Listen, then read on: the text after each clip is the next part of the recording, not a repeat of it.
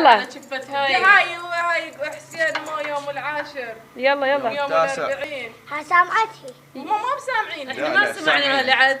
هاي الحان الجدة. يلا يلا حسين بعودي. يوم عاشر. حسين مو عاشر يوم الأربعين.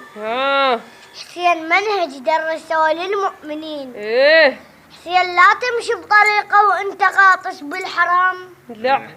حسين ما يريد اللي يجي له وهو ما عنده التزام. ايه صح لسانك. حسين مو ناحو بكي. لا. حسين مو بس بالحكي. لا. وحسين مو ياهو اللي يجي. ايه. وحسين كون بدربه تمشي ودربه مو قصد المصير. لك ون.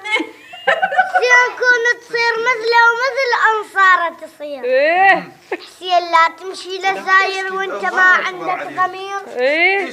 حسين لا تلهج باسمه وانت ما تساعد فقير. ايه والله.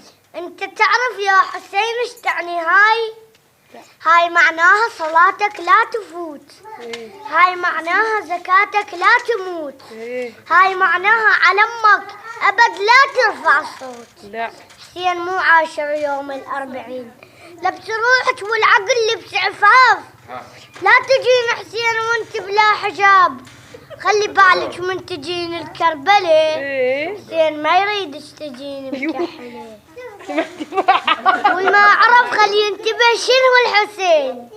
حسين مو عاشر يوم الأربعين. حسين منهج درسوه للمؤمنين. صلوا على محمد. اللهم صل على محمد وآل محمد.